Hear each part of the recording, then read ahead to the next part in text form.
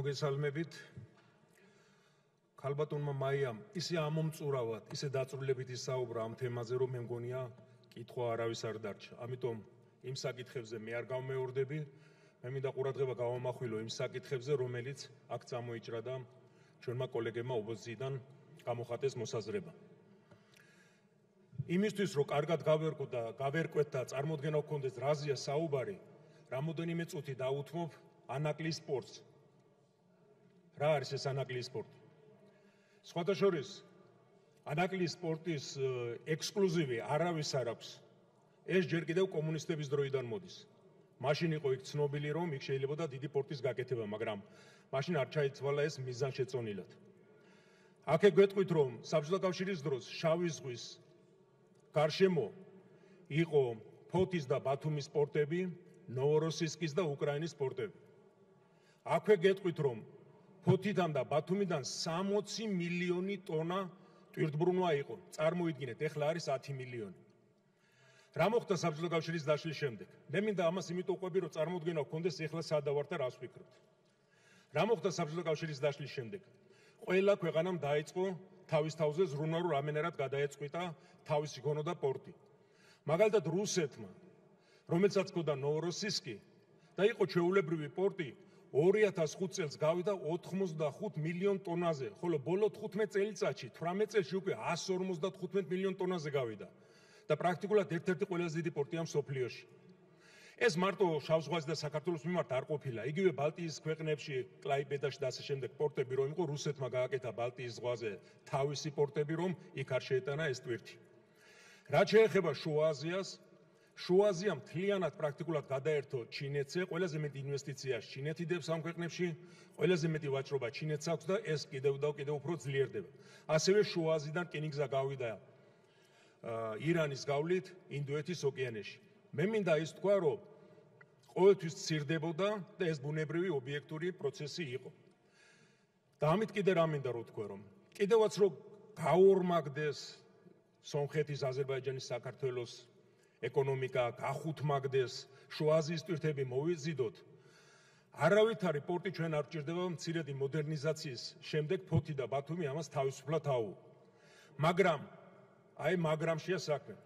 მთლიანად იცვლება სიტუაცია, თუ ჩვენთან წამოვა ჩინური ტვირთი და მით უმეტეს იაპონური და კორეული. რაზეა საუბარი? ჩინეთი ევროკავშირთან ვაჭრობს 600 მილიარდ დოლარს. წარმოიდგინეთ უბრალოდ 600 მილიარდი დოლარი. თუ აი უბრალოდ ვინც ამ საქმეს ჩახედული არის, რომ მიხვდეს, ჩვენ 15 მილიარდი გვაქვს მთლიანად რასაც უშვებს მთელი საქართველო. მე თვითბრუნვას კი არ გეუბნები ზოგადად. აქედან ამ 600 მილიარდიდან 10%-ით რო წამოვიდეს ჩვენთან, 15% ჩვენ მეც მაინც ვერ აუვალთ. ამიტომ ამ ტვირთებზე არის საუბარი. ეს არის ძალიან პრინციპული, რომ ჩვენ ხარეს წამოვიდეს. ეხლა რა ხდება? ჩინეთი ტვირთავს წყნარ ოკეანეში, შემოივლის ინდოეთის ოკეანის ინდოეთს, ან აფრიკაც უნდა შემოივლოს, ან სუეცის არხით შემოდის, ეს უზარმაზარი გზა არის, დრო არის. უფრო მარტივია, რა თქმა უნდა, ძალიან მალე რამოდენიმე 1000 კილომეტრი პირდაპირ შემოიტანოს ევროპაში. ასე რომ გააკეთოს, არის სამი მიმართულება. ერთი არის რუსეთი, მეორე არის ყაზახეთი, ბაქო, თბილისი, მესამე არის სამხრეთის მიმართულება, ეს თურქეთი, ირანი, რომელიც პრაქტიკულად გამორიცხულია ეხლა, ამაზე არავინ არ წავა და ეს შეუძლებელია. დარჩა ჩვენი ორი მიმართულება.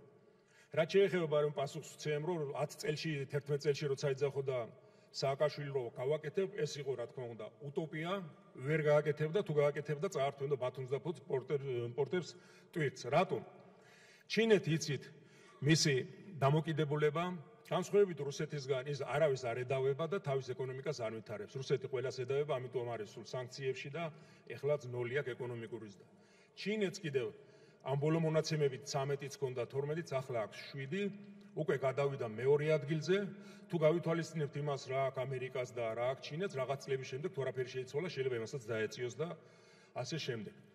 ამიტომ ჩინეთი ნელ-ნელა მიყვება ამ საქმეზე, ასე აჩქარებული არ არის. ჩინეთმა გადაწყვეტილება, რომ კი, ნამდვილად მე საქართველოზე გავლით, რუსეთის გავლით და სამხრეთის გავლით ამას გავაკეთებ, გააკეთა 15 წლის თებერვალში.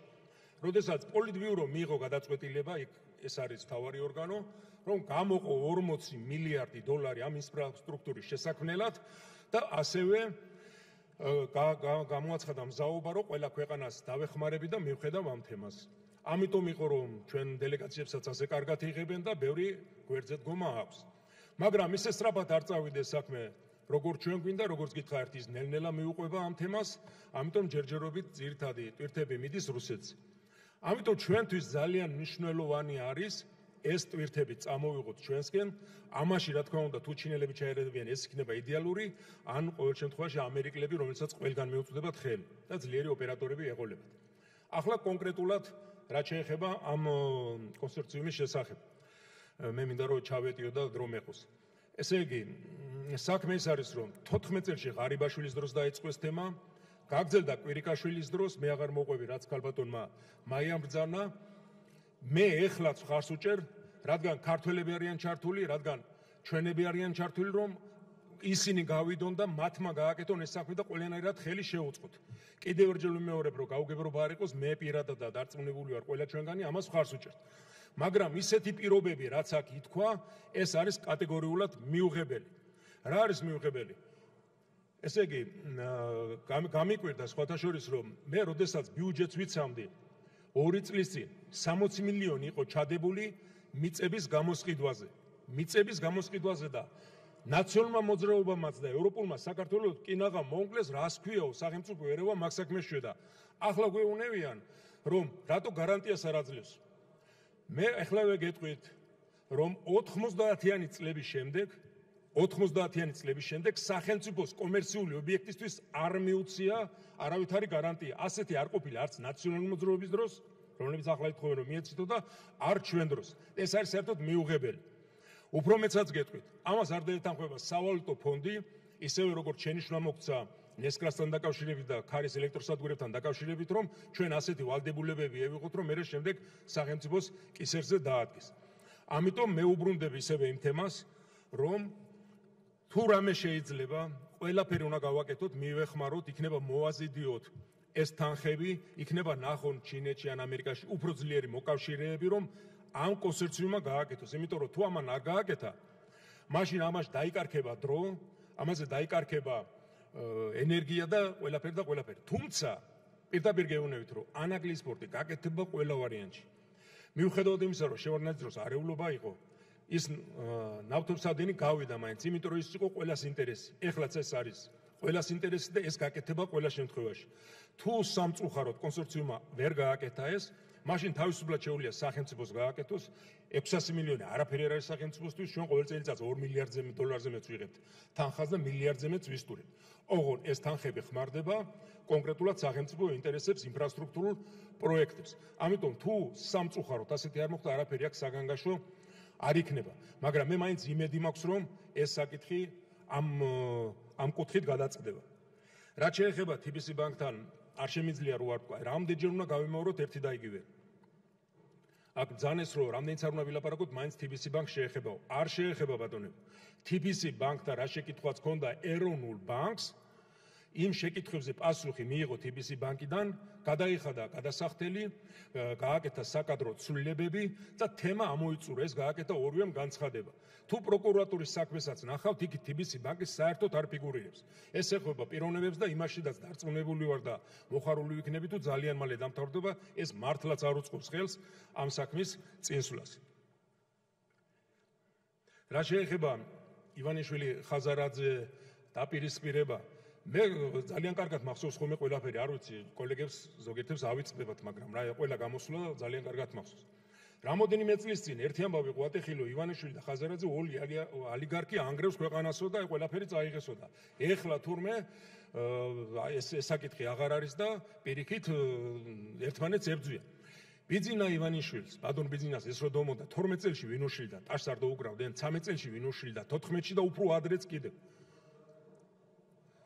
ადრეც კიდე.